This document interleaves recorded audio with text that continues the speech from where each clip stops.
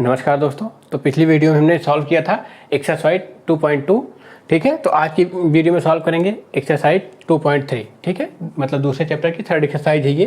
तो इसका पहला क्वेश्चन क्या है, which of the following relations are functions. तो हमको ये बताना है कि हमारे जो रिलेशंस दिए गए हैं यहाँ पे, इनमें से कौन से फंक्शंस हैं, ठीक है।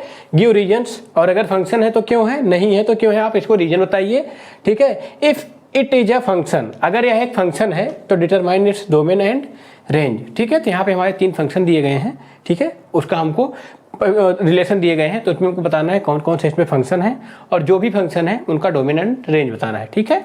तो पहले अब देखिए, अगर हमारे पास आर कोई रिलेशन होता है, ठीक है, एक्स वाई करके है, अगर हमारा आर कोई रिलेशन होता है, ठीक है, मान लीजिए X Y belong to Z, ये हमारा रिलेशन है, तो इसमें जो है ये फंक्शन तब होगा जब इसके डोमेन का मतलब डोमेन का हर एलिमेंट जो है एक यूनिक इमेज रखेगा, ठीक है। इमेज यूनिक होनी चाहिए, मतलब एक ही डोमेन के एलिमेंट की एक ही इमेज होनी चाहिए, ठीक है। अगर कोई भी मतलब किसी भी इमेज की 2 प्री इमेज हो सकती है, लेकिन जो है हमारा एक डोमेन में किसी एलिमेंट की इमेज एक ही होगी, ठीक है, ये ध्यान देना है। तो इसमें हमको यही देखना है कि डोमेन के हर एक एलिमेंट की केवल एक इमेज होगी तो हम उस रिलेशन को बोल देंगे ये फंक्शन है। लेकिन अगर कहीं भी हमको एक ही एलिमेंट की 2 इमेज दिख जाएगी तो हम बोलेंगे ये फंक्शन नहीं है, ठीक है। ये इसको हम पढ़ चुके हैं क्लास में। तो चलिए इसको सॉल्व करते हैं। पहला क्वेश्चन, तो पहले में हमको आर क्या दिया गया है, यहाँ पे मान लीजिए 2 1, ठीक है, 5 1 8 1 11 1 14 1 17 1, ठीक है। तो यहाँ पे देखिए, यहाँ पे जो है हमारा जो रिलेशन दिया हुआ है इसको हम आर माने हैं। तो यहाँ पे देखिए, अगर हम इसका कोई भी एलिमेंट देखते हैं तो देखिए उसमें एक ही इमेज मिल रही है, 2 की यहाँ पे हमको इमेज मिल रही है 1, इसकी कोई भी दूसरी इमेज नहीं मिल रही है, ठीक है। ऐसे ही 5 की केवल एक ही इमेज मिली है, ठीक है। ये दूसरी बात है कि 1 की हमें ढेर सारी प्री इमेज मिली हैं, लेकिन हर एलिमेंट की एक ही इमेज मिलेंगी, ठीक है। तो हम यहाँ पे लिख सकते हैं, since every element of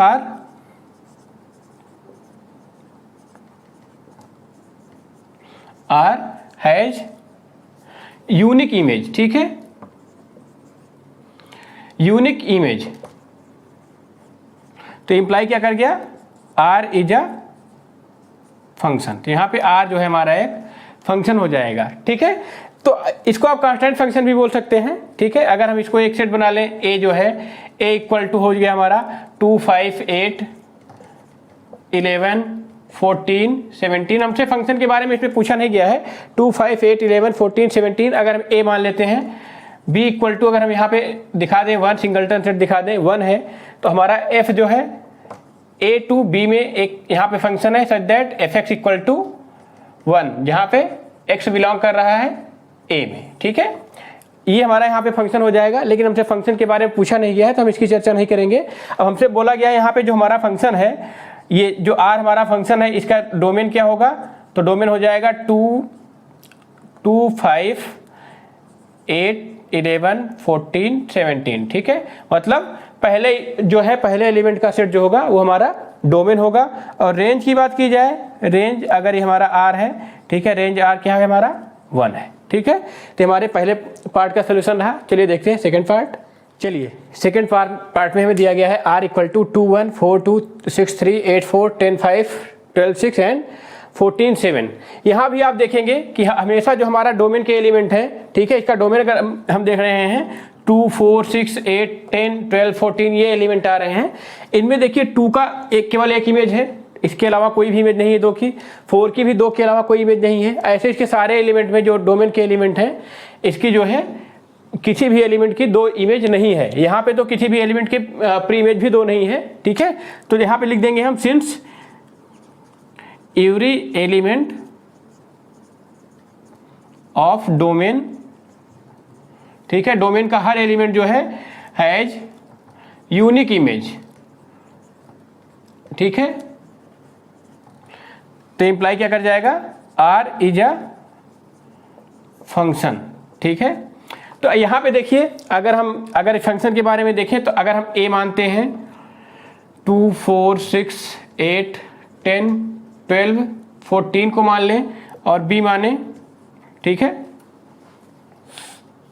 B को माने क्या है यहाँ पे 1 2 3 4 5 6 7 ये मान लेते हैं। तो हमारा f जो है a से b में एक रिलेशन है such that f x equal to x by 2 for all x belongs to a। ठीक है, यहाँ पे यही आ रहा है फंक्शन, लेकिन हमसे फंक्शन के बारे में बात नहीं किया गया है तो हम इसको नहीं देखेंगे। हमसे केवल यहाँ पे इसके डोमेन एंड रेंज के बारे में पूछा गया है। तो डोमेन ऑफ आर क्या हो जाएगा 2 4 6 8 10 12 14 ये हमारा डोमेन हो जाएगा। और रेंज की बात की जाए तो क्या हो जाएगा सेट ऑफ सेकेंड एलिमेंट। ठीक है, रेंज क्या होती है सेट ऑफ सेकेंड एलिमेंट, मतलब 1 2 3 4 5 6 7 तो ये हमारी इसकी रेंज आ गई। ठीक है, तो ये दूसरे पार्ट का सोल्यूशन रहा। चलिए बढ़ते हैं थर्ड पार्ट की तरफ। आप यहाँ पे देखिए थर्ड पार्ट में यहाँ पे क्लियर दिख रहा है कि एक की 2 इमेज आ रही है। ठीक है, मतलब अगर इसके डोमेन में हम 1 देख रहे हैं एलिमेंट तो इसकी 2 इमेज आ रही है। तो यहाँ पे हम लिख देंगे सिंस थर्ड पार्ट हम देख रहे हैं सिंस 1 हैज 2 इमेज, एलिमेंट 1 लिख लीजिए since element 1 has 2 image. Third part के लिए हम आपको बता रहे हैं ये 2 इमेज कितना है 3 and 5। तो ये इंप्लाई क्या कर जाएगा ये r जो है अगर इसको r मान लें r is not a function. ठीक है, ये फंक्शन नहीं है। थर्ड पार्ट में जो दिया गया है ये फंक्शन नहीं है क्योंकि यहाँ पे इसके डोमेन के एक एलिमेंट है 1, इसके 2 इमेज है। ठीक है, तो ये 2 इमेज हो गई, इसलिए जो हमारा फंक्शन ही नहीं है। तो यहाँ पे अगर फंक्शन होता तो हमको डोमेन एंड रेंज बतानी होती थी। जब फंक्शन नहीं है तो हमको डोमेन एंड रेंज से मतलब नहीं इसके। ठीक है, तो हमारा पहले क्वेश्चन का सोल्यूशन रहा। चलिए बढ़ते हैं सेकंड क्वेश्चन की तरफ।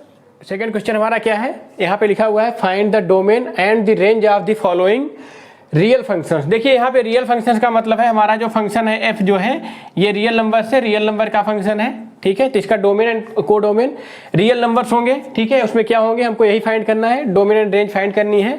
ठीक है, लेकिन ये बता दिया गया है कि हमारा डोमेन और रेंज दोनों ही रियल नंबर होंगे। ठीक है, अब क्या होंगे यही हमें फाइंड करना है। ठीक है, तो चलिए देखते हैं पहला क्वेश्चन।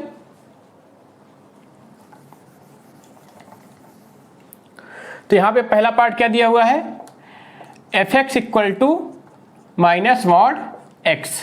ठीक है, माइनस मॉड में एक्स दिया हुआ है। ठीक है, तो आप ये फंक्शन देखिए, तो इसका मतलब क्या हो जाएगा अगर हम यहाँ पे f की वैल्यू 1 ले रहे हैं। ठीक है, आप ध्यान से देखिएगा f की वैल्यू 0 ले रहे हैं तो ये हमारा माइनस में मॉड 0 हो जाएगा, ये 0 हो जाएगा। ठीक है, f अगर हम 1 ले रहे हैं तो देखिएगा माइनस में मॉड 1 इक्वल टू -1 हो जाएगा। सिमिलरली अगर हम f में -1 ले रहे हैं तो हमारा माइनस में -1 हो जाएगा, ये हो जाएगा -1। ठीक है, ऐसे ही हम किसी वैल्यू पे लेंगे, मान लीजिए यहाँ पे 2 ले रहे हैं, यहाँ भी 2 हो जाएगा, यहाँ भी 2 हो जाएगा, -2 आ जाएगा।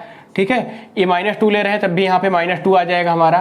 तो आप देखिएगा हमारे रेंज में जो भी वैल्यू आ रही है। अब अगर हम इसको देखिए एफ एक्स को अगर हम रोस्टर फॉर्म में लिखना चाहें तो कैसे लिखेंगे। देखिए अगर हम एफ एक्स को लिख रहे हैं, इसमें सारे एलिमेंट को लिस्ट कर पाना संभव नहीं है, लेकिन देखिए हम कुछ एलिमेंट को यहाँ पे लिस्ट कर रहे हैं। तो 0 और 0 के लिए तो हमारा यही मिला था, 0 के लिए 0 मिला। ठीक है, 1 के लिए हमारा मिला -1, 2 के लिए हमें मिला -2। सिमिलरली ऐसे देखिए -1 के लिए भी हमें मिला -1, -2 के लिए भी हमें मिला -2। तो देखिए हमारे डोमेन में तो माइनस वैल्यू भी आ रही है, प्लस वैल्यू भी आ रही है। ठीक है, लेकिन रेंज में हमारी केवल और केवल माइनस वैल्यू आ रही है। कहाँ तक 0 तक। ठीक है, मतलब हम अगर देखें यहाँ पे अगर हम डोमेन की बात करें, अगर हम डोमेन एफ की बात करें तो हमारा क्या हो जाएगा। देखिए डोमेन में तो हम सारे एलिमेंट ले रहे हैं। ठीक है, मतलब माइनस इन्फिनिटी से लेके हम पॉजिटिव तक के सारे ले रहे हैं, मतलब ये हमारा पूरा आर ही होगा। ठीक है, डोमेन हमारा जो है आर आ जाएगा, पूरा रियल नंबर ही हो जाएगा।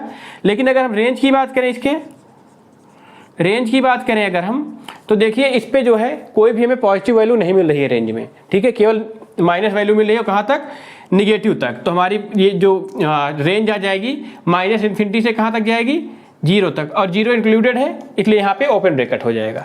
ठीक है, तो हमारा इसके पहले पार्ट का सोल्यूशन रहा। चलिए देखते हैं इसका सेकंड पार्ट क्या दिया है। इसमें जो हमारा फंक्शन दिया है f x equal to 9 - x²। तो देखिए यहाँ पे अगर हम x की वैल्यू 3 रखते हैं, ठीक है, तब हमारा 9 - 9 0 हो जाएगा। प्लस में भी रखें या माइनस में भी रखें। ठीक है, आप यहाँ पे क्लियर देख सकते हैं, प्लस में भी रख सकते हैं, माइनस भी रख सकते हैं, तब हमारा ये जो है इसकी वैल्यू जो है एग्जिस्ट करेगी। लेकिन अगर हमारा यहाँ पे x की वैल्यू 3 से ज़्यादा हो रहा है, अगर हम x जो है ग्रेटर देन 3 ले रहे हैं तो हमारा जो है यहाँ पे माइनस में अंडर रूट में हो जाएगा। ठीक है, माइनस में कोई क्वांटिटी आ जाएगी अंडर रूट में, जो कि हमारा जो है इमेजिनरी नंबर है। ठीक है, उसको हम यहाँ पे मानते हैं कि पॉसिबल नहीं है। ठीक है, तो हमारा देखिए आप यहाँ पे डोमेन में कौन कौन से नंबर आ सकते हैं, फंक्शन देखिए यहाँ पे क्लियर पता चल गया कि डोमेन में इसके कौन कौन से एलिमेंट आ जा सकते हैं। एक्स टाइप के एलिमेंट आएंगे, जहाँ पे एक्स कहाँ तक बिलोंग कर रहा है, एक्स जो है -3 से लेके 3 तक। ठीक है, -3 से लेकर के +3 तक कुछ भी नंबर हो सकता है, तभी ये इसको एक्सेप्ट करेगा, नहीं तो इसकी वैल्यू जो है माइनस में अंडर रूट आ जाएगा, जो कि इमेजिनरी नंबर होती है, रियल नंबर में नहीं होती। ठीक है, तो ये हमारा डोमेन तो यहाँ से देखते ही पता चल गया। अब बात करते हैं हम रेंज की इसके। ठीक है, रेंज की। अब देखिए अगर हम रेंज के बारे में चर्चा करेंगे, देखिए यहाँ पे जब हम x की वैल्यू मान लीजिए ये हमारा रूट में 9 - x² है। ठीक है, तो यहाँ पे अगर हम -3 लेते हैं इसकी वैल्यू तो हमको 0 मिल रहा है। ठीक है, इसकी वैल्यू हमें 0 मिल रही है। अगर यहाँ पे हम फिर उसके बाद 3 पे जा रहे हैं तब भी हमको 0 मिल रहा है। ठीक है, अगर हम -3 पे जा रहे हैं, -3 और 3 जो मैक्सिमम वैल्यू ले रहे हैं, तो यहाँ से हमको f(x) की वैल्यू कितनी मिल जा रही है, 0, अगर x की वैल्यू इतना ले रहे हैं। ठीक है, लेकिन अगर x की वैल्यू हम 0 ले रहे हैं तो हमको जो है इस फंक्शन की वैल्यू मिल जाएगी, मैक्सिमम हो जाएगी, जो होगी 3 होगी। ठीक है, जो होगी 3 होगी, रूट में है तो 3 होगी। ठीक, तो अब देखिए यहाँ पे अगर डोमेन की बात करें तो कितना होगा, 0 से 3 तक ही जा रहा है हमारा, ये डोमेन भी हमारा x आएगा सच दैट 0 > x > 3। ये हमारा फंक्शन देखिए क्लियर ही समझ में आ जा रहा है। ठीक है, तो ये हमारे दूसरे क्वेश्चन का सोल्यूशन रहा। चलिए बढ़ते हैं तीसरे क्वेश्चन की तरफ। चलिए थर्ड क्वेश्चन दिया है, a function f is defined by, मतलब एक फंक्शन है f जो डिफाइन किया गया है, f(x) = 2x - 5। ठीक है, ये फंक्शन में दिया गया है। उसके बाद कहा गया है write down the values of, उसके बाद हमें 3 पॉइंट दिए गए हैं, 0, 7 एंड -3। इस पे हमें इस फंक्शन की वैल्यू फाइंड करनी है। तो चलिए फाइंड करते हैं। पहला क्या है, f0। ठीक है, तो यहाँ पे जो जहाँ पे x है वहाँ पे 0 रख देंगे, 2 × 0 - 5 = -5। ठीक है, तो f0 की वैल्यू -5 आ गई। क्या आ गया हमारा, f0 जो है वो -5 आ गया। ठीक है, अब चलिए सेकंड देखते हैं। सेकंड देखिए f7, हमको फंक्शन की वैल्यू 7 पे फाइंड करना है। तो f7, तो जहाँ पे हमारा x है वहाँ पे 7 रख देंगे, -5 = ये हो जाएगा 14 -5 = 9। ठीक है, तो यहाँ पे देखिए अगर हमारा f7 की बात की जाए तो हमारा 9 आ गया। ठीक है, अब चलिए देखते हैं फंक्शन की वैल्यू -3 पे। थर्ड पॉइंट है हमारा f जो है -3, हमको -3 फाइंड करना है। 2 × -3 - 5, ये क्या हो गया, -6 - 5 आ गया -11। ठीक है, तो यहाँ पे देखिए फंक्शन की वैल्यू जो हमारी f -3 पे कितनी आ गई, -11। ठीक है, तो यही हमारे तीसरे क्वेश्चन का सोल्यूशन है। चलिए बढ़ते हैं चौथे क्वेश्चन की तरफ। यहाँ पे चौथा क्वेश्चन क्या दिया गया है, द फंक्शन t, हमारा एक फंक्शन है t which maps temperature in degree Celsius into temperature in degree Fahrenheit. मतलब जो हमारा फंक्शन t है वो मैप करता है टेम्परेचर जो हमारा सेल्सियस में होता है उसको फ़ारेनहाइट में जो है ये मैप करता है। डिफाइंड बाई, उसको डिफाइन किया जाता है TC = 9c/5 + 32। ठीक है, ये हमारा फंक्शन दिया हुआ है जो हमारा डिग्री सेल्सियस को डिग्री फ़ारेनहाइट में मैप करता है। तो उसके बाद हमें फाइंड करना है T0 की वैल्यू, मतलब temperature at C = 0, temperature at C = 28, temperature at C = -10। और उसके बाद कहा गया है कि value of C when TC = 212। तो हमको ये 4 क्वेश्चन यहाँ पे सॉल्व किए हैं, करने हैं। चलिए पहला करते हैं T0, तो जहाँ पे C है वहाँ पे 0 रख देंगे, इंटू 0/5 + 32, ये कितना आ गया, 32। तो हमारा T0 कितना आ गया, 32। चलिए दूसरा देखते हैं T28। ठीक है, सेकेंड T28, यहाँ पे क्या हो जाएगा, 9 × 28/5 + 32। अब इसका एलसीएम ले लेंगे। ठीक है, इसका एलसीएम ले लेंगे और उसको 9 से 28 को मल्टीप्लाई कर देंगे। ठीक है, ये कितना हो जाएगा, 9 8 जा 72, 9 2 जा 18, 9 2 जा 18 और कितना था 25, ठीक है 725 प्लस ये कितना हो जाएगा 32 5 जा 160, ठीक है, डिवाइडेड बाई 5। ये टोटल कितना आ गया, आप इसको ऐड करिए, यहाँ पे 2 हो जाएगा, 11 हो जाएगा, 412 डिवाइडेड बाई 5, ठीक है। तो T28 कितना आ गया हमारा 412 डिवाइडेड बाई 5। चलिए देखते हैं थर्ड क्या दिया है, हमको थर्ड क्या फाइंड करना है, T8 - 10, ठीक है, T8 - 10, ठीक है। तो 9 इंटू -10 डिवाइडेड बाई 5 प्लस 32। अब देखिए 2 जा गया यहाँ से, तो 9 2 जा -18 प्लस 32, इसको आप सॉल्व करेंगे तो यहाँ पे आ जाएगा 14, ठीक है। तो हमारा T - 10 क्या आ गया 14 डिग्री फ़ारेनहाइट, ठीक है। अब हमको फाइंड करना है value of C when TC equal to 212। तो चलिए इसको सॉल्व करते हैं। तो फोर्थ में हमें क्या दिया गया है, TC दिया गया है 212, ठीक है। तो यहाँ पे TC हमको दिया गया है 212, ठीक है। अब हमको C की वैल्यू फाइंड करनी है, तो 9C डिवाइडेड बाई 5 प्लस 32।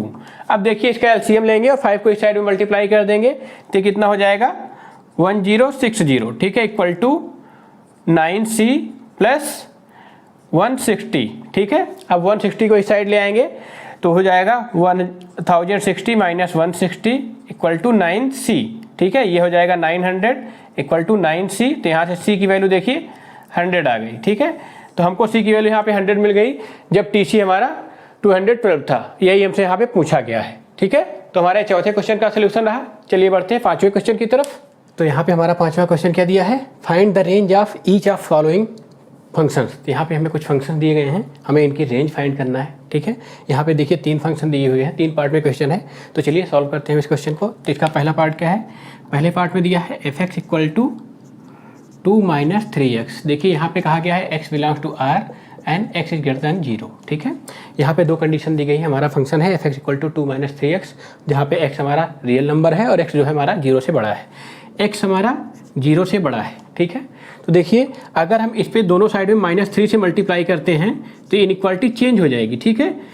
क्योंकि हम जानते हैं कि अगर हम किसी भी इनइक्वालिटी में किसी भी निगेटिव नंबर से मल्टीप्लाई या डिवाइड करते हैं तो इसके इनइक्वालिटी के साइन में चेंज हो जाता है, वो रिवर्स हो जाता है इनइक्वालिटी का साइन, ठीक है। लेकिन अगर हम कोई नंबर इसमें ऐड करते हैं, सब्ट्रैक्ट करते हैं या किसी पॉजिटिव नंबर से मल्टीप्लाई या डिवाइड करते हैं तो इनइक्वालिटी के साइन पे कोई भी इफेक्ट नहीं आएगा। ये हम पढ़ेंगे लीनियर इनइक्वालिटी में आगे चल के, ठीक है। तो अब यहाँ पे देखिए -3x है, अब हम दोनों साइड में अगर 2 ऐड कर दें तो 2 - 3x हो जाएगा, ये 2 से लेस हो जाएगा, ठीक है। अभी हम आपको बताए थे कि अगर हम कोई नंबर ऐड करते हैं तो इनइक्वालिटी पर कोई फर्क नहीं पड़ेगा। अब देखिए 2 - 3x ही हमारा फंक्शन है, f(x) है, f(x) लेस दैन 2 आ गया यहाँ पे, f(x) की वैल्यू 2 से कम आएगी। तो यहाँ से अगर आप रेंज देखें तो रेंज इसकी 2 से कम होगी, ठीक है। कितनी कम होगी, कितनी भी कम हो सकती है, ठीक है। तो हमारा जो है रियल नंबर पे है फंक्शन है हमारा, तो इसकी रेंज जो है -∞ से 2 में आ जाएगी, ठीक है। देखिए 2 से लेस है इसलिए यहाँ पे क्लोज ब्रैकेट रहेगा, अगर इक्वल टू 2 होता तो यहाँ पे ओपन ब्रैकेट हो जाता है, ठीक है। तो हमारे पहले पार्ट का सोल्यूशन रहा। चलिए बढ़ते हैं सेकंड पार्ट की तरफ। तो यहाँ पे दूसरा पार्ट क्या दिया है, f(x) इक्वल टू x² + 2, जहाँ पे x हमारा एक रियल नंबर है, ठीक है। तो हम जानते हैं कि अगर हम किसी नंबर का स्क्वायर करते हैं तो हमेशा एक पॉजिटिव नंबर आता है, ठीक है। और यहाँ पे दिया हुआ है x जो है एक रियल नंबर है, तो ये चाहे निगेटिव में है या पॉजिटिव में है, अगर हम इसका स्क्वायर करेंगे तो हमेशा ये पॉजिटिव नंबर आएगा। तो यहाँ पे अगर हम स्क्वायर देखें तो greater than or equal to 0 हो जाएगा। इक्वल टू 0 इसलिए कि अगर हम 0 का स्क्वायर करते हैं तो हमें 0 ही मिलता है, तो 0 के बराबर भी आ सकता है। अब देखिए अभी हम आपको पिछले क्वेश्चन में बताए थे कि इनइक्वालिटी है, उसमें हम दोनों साइड में कोई भी नंबर ऐड या सब्ट्रैक्ट कर सकते हैं, बिना इसके इनइक्वालिटी पे कोई इफेक्ट नहीं पड़ता। मतलब x² + 2 greater than or equal to 2 हो जाएगा। दोनों साइड हम यहाँ पे 2 ऐड कर दिए हैं। अब देखिए हमारा फंक्शन जो है f(x² + 2 ही है, ये f(x) है और ये क्या है, greater than or equal to 2 है, ठीक है। हमारा f(x) जो है फंक्शन की वैल्यू 2 से ज़्यादा आएगी। 2 से ज़्यादा कितनी भी आ सकती है, कोई भी रियल नंबर आ सकता है, लेकिन 2 से बड़ा होना चाहिए। तो यहाँ पे आप इसकी रेंज बोलेंगे, अगर ऐसे में मिल रहा है तो रेंज इसकी क्या हो जाएगी, 2 से स्टार्ट होगी और इन्फिनिटी तक जाएगी, ठीक है। 2 पे हमारा ओपन ब्रैकेट है क्योंकि यहाँ पे 2 भी इंक्लूड है, f(x) जो है 2 भी हो सकता है, ठीक है। और ये इन्फिनिटी तक जाएगा। तो हमारे दूसरे पार्ट का सोल्यूशन रहा। चलिए बढ़ते हैं थर्ड पार्ट की तरफ। थर्ड पार्ट हमारा दिया हुआ है f(x) equal to x, x is a real number, ठीक है। ये हमारा जो है f(x) इक्वल टू x जो है ये क्या है, आइडेंटिटी फंक्शन है जिसका ग्राफ आप देख सकते हैं, ठीक है। ये ग्राफ इसका ऐसे जाता है, ओरिजिन से होते हुए माइनस इनफाइनाइट से इनफाइनाइट की ओर जाता है। ये f x equal to x का ग्राफ है, ठीक है। तो यहाँ पे f x equal to x का मतलब है हम यहाँ पे जो भी इनपुट देंगे, अगर हम यहाँ पे एफ जीरो देंगे, ठीक है, तो हमें जीरो मिलेगा। एफ वन यहाँ पे करेंगे तो हमको वन मिल जाएगा। एफ माइनस फाइव करेंगे तो हमको माइनस फाइव ही मिलेगा, ठीक है। तो हमारा यहाँ पे कोई भी इनपुट रहेगा वही आउटपुट मिलेगा, ठीक है। तो आइडेंटिटी फंक्शन में हम पढ़े भी थे, जब हम आइडेंटिटी फंक्शन पढ़ रहे थे तो उसमें हम पढ़े थे कि इसका डोमेन एंड रेंज जो दोनों है आर ही होता है, रियल नंबर होता है, ठीक है। और यहाँ पे देखिए एक्स जो है रियल नंबर है, तो यहाँ पे हम इनपुट देंगे तो रियल नंबर रहेगा, तो हमको आउटपुट वही रियल नंबर मिलेगा। कोई भी रियल नंबर इस पे इनपुट दे सकते हैं, कितना भी छोटा कितना भी बड़ा, और वही हमको आउटपुट मिलेगा, ठीक है। तो हम यहाँ पे क्लियरली इसको फंक्शन को देख के ही कह सकते हैं कि ये हमारा आइडेंटिटी फंक्शन है और इसका जो है रेंज क्या होती है, आइडेंटिटी फंक्शन की रेंज क्या होती है, ये रियल नंबर होती है, ठीक है। ये पूरा का पूरा रियल नंबर का सेट हो जाएगा, ठीक है। तो ये हमारे 5वें क्वेश्चन का सलूशन रहा। ये हमारा 5वां क्वेश्चन ही इस एक्सरसाइज का लास्ट क्वेश्चन था। तो इस वीडियो में केवल इतना ही, फिर मिलते हैं आपसे अगली वीडियो में, तब तक के लिए नमस्कार।